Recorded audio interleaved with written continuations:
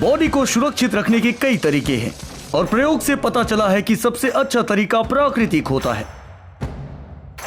और शायद इसी की वजह से वैज्ञानिकों ने कई शरीरों को बिल्कुल सुरक्षित पाया है, उन जानवरों के जो विलुप्त हो चुके हैं। ये है स्मार्ट पिज्जा और इस एपिसोड में आप बर्फ में जमे कुछ जानवरों के अवशेषों को देखेंगे। तो चलिए चलते हैं। जमा हुआ जानवर, आप इसकी कल्पना आखिर कैसे करेंगे? मेरे हिसाब से आप इन्हें बिल्कुल पारदर्शी देखेंगे, जैसे कि ये आइस क्यूब में ये गाय जमा हुआ है, क्योंकि लगभग सभी जानवर जीवित रहने तक अपने जान को बचाए रखने की कोशिश करता है और ऐसे बर्फ में जमना नहीं चाहता। जरा देखिए, ये शॉट इंटरनेट पर वायरल हो गया और लोग इसे सच ठहरा रहे हैं। आप क्या सोचते हैं?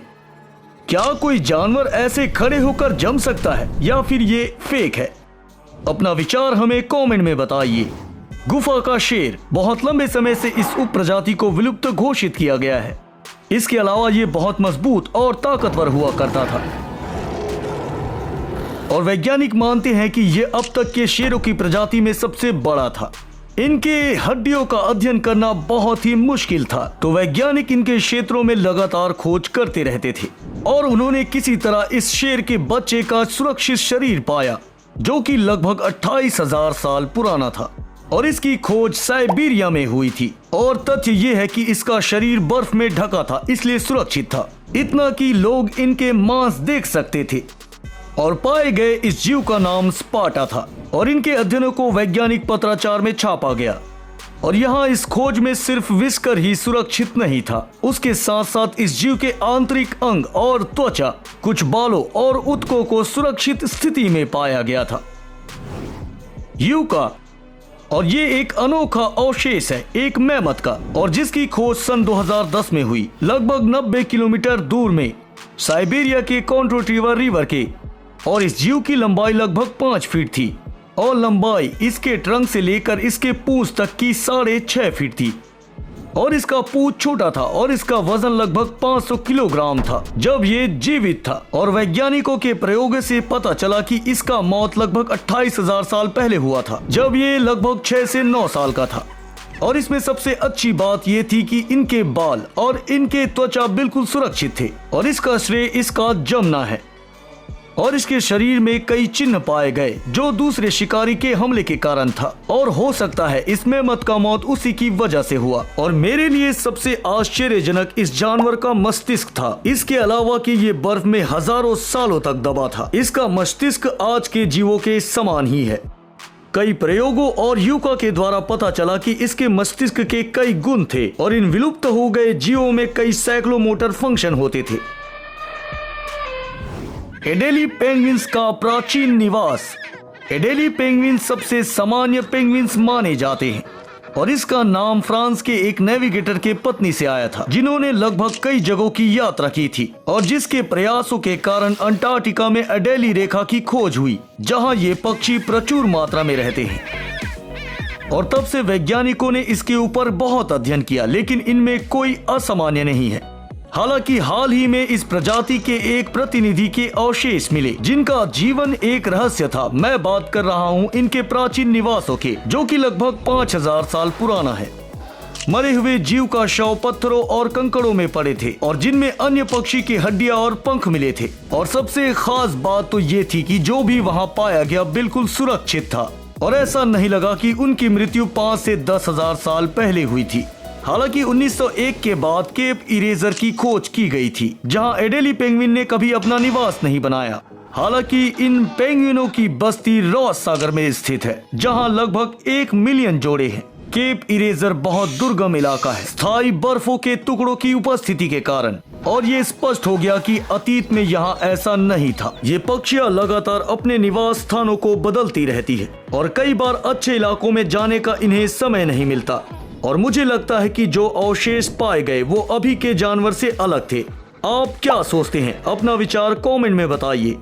खैर, क्या आप एक दिलचस्प तथ्य जानते हैं कि एडेली पेंगुइन्स को ऑपरेटिंग सिस्टम लिनक्स में दिखाया जाता है? भेड़िए। और अगले खोजे गए अवशेष को देखने के लिए हमें कनाडा के उत्तरी पश्चिमी इलाके में जाना होगा, जहां लोगों ने भेड़िए के बच्चे की पुरानी मम्मी पाई थी। ये पूरी तरह से सुरक्षित था, हालांकि ये बर्फ में लगभग 57,000 साल से दबा हुआ था।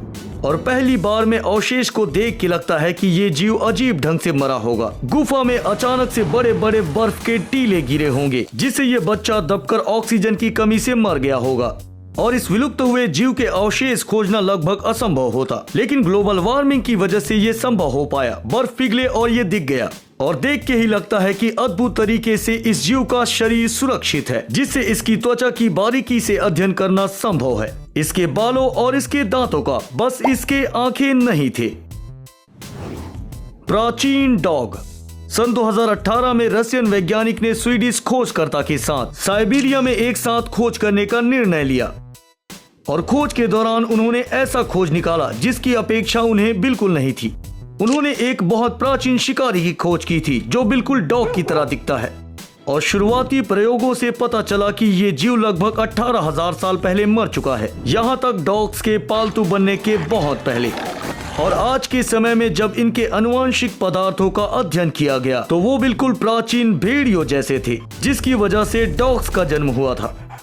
यहाँ तक इनके गहन आनुवंशिक अध्ययन के बाद भी वैज्ञानिक नहीं बता पाए कि ये प्राचीन जीव एक भेड़िया था या फिर एक डॉग। इन सब के बावजूद भी हमारे पास अभी के समय में सबसे प्राचीन डॉग है, जिसकी खोज इंसानों ने की है। और ये बच्चा जन्म के कुछ ही महीनों में मर गया था, और इसका कारण किसी को नहीं पता। और ऐसे अवशेष युवा शोधकर्ताओं के हाथों में खेलेगा, क्योंकि इसकी मदद से वो अध्ययन कर सकते हैं कि आखिर डॉग्स की उत्पत्ति कैसे हुई थी। हो सकता है ऐसा कुछ हो जो हम नहीं जानते। ड्रैगन। और चलिए देखते हैं सबसे पुराने खोज, जो कि लगभग 110 मिलियन साल पुराना है। क्वींसलैंड में वैज्ञानिकों को एक नए ट्रांसोर की प्रजाति मिली, और ऐसा माना जाता है कि यह सबसे बड़ी प्रजाति से बहुत दूर है। इसके बावजूद इसके खोपड़ी का आकार 1 मीटर से ज्यादा था, और पंख की लंबाई लगभग 7 मीटर।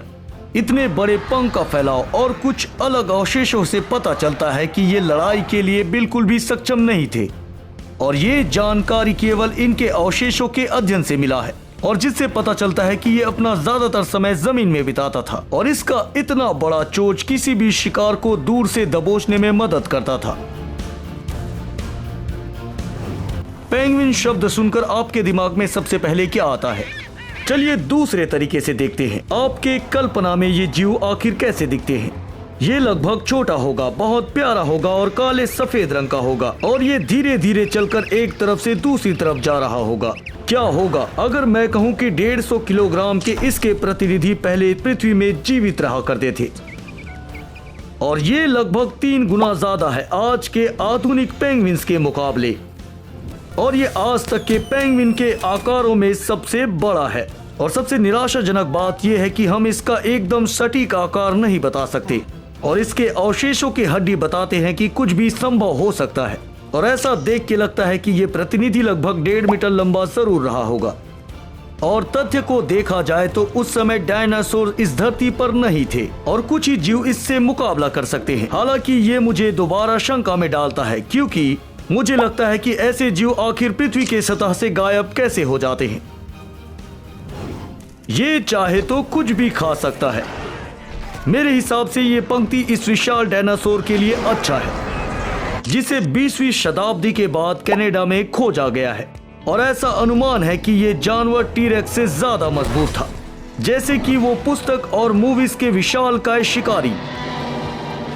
वैज्ञानिकों ने इस जानवर को और भी ज्यादा दिलचस्प बना दिया, क्योंकि उन्होंने इसका नाम मौत का नदी रख दिया, जो कि साफ दर्शाता है कि इनमें अनोखी क्षमता थी, और ये शाकाहारियों और दूसरे शिकारी पर हमला कर देता था। और हम कह सकते हैं कि ये खाद्य श्रृंखला के शीर्ष में था, और इसके लगभग कोई भी दुश्मन नहीं थे, क्योंकि ये खुद दूसरों के दुश्मन होते थे। और वैज्ञानिकों के अनुसार जो जीव उन्होंने खोजा है वो लगभग 2.5 मीटर लंबा हुआ करता था, और इसके नाक से पूंछ तक की लंबाई लगभग 8 मीटर से ज्यादा थी, और इसके साथ साथ इसके अद्भुत 3 इंच के लंबे दांत थे, और बहुत ही अद्भुत जबड़े भी।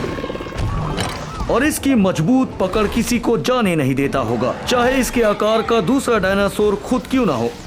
और उसके साथ साथ वैज्ञानिकों ने इसके अवशेष में कुछ गुण भी पाए और जिसके उपयोग के बारे में वैज्ञानिक अनुमान नहीं लगा पाए। उदाहरण के लिए रिपर ऑफ डेथ के ऊपरी जबड़े पर कुछ लकीरें थी और इसकी आंखें अजीब सॉकेट के आकार का था जिसके अगल बगल सूजे हुए थे। चलिए अब आर्मी टीलोस के बारे में बात करते हैं। ये वो जीव नहीं है जो आज के युग में रहते हैं, क्योंकि इनका आकार एक कार के बराबर था और जिसके अवशेष अर्जेंटीना में 2020 में मिले वो पूरी तरह एक कवच से ढका था और आज के प्रतिनिधि के मुकाबले इनका वजन दर्जनों में था। और खोज में मिले अवशेष को नापने में पता चलता है कि इसकी लंबाई लगभग 3 मीटर रही होगी। इनमें बहुत मोटे कवच पाए जाते थे जिनमें कुछ स्केल्स के आकार थे और उसके सर में भी एक कवच था जो कि उसी स्केल से बने थे और उसके पूंछ में भी यही था और नुकीले कांटे भी थे। जबकि आधुनिक आर्मडिलो छोटे होते हैं, अपने आप को खतरा मिलने पर ढक लेते हैं, जबकि इनके पूर्वज किसी से भी लड़ लेते थे और उनके कांटों से कोई भी नहीं बच पाता था। That's all guys। किस जानवर के अवशेष आपको बहुत दिलचस्प लगे हमें कमेंट में बताइए। देखने के लिए धन्यवाद। दोबारा फिर मिलते हैं।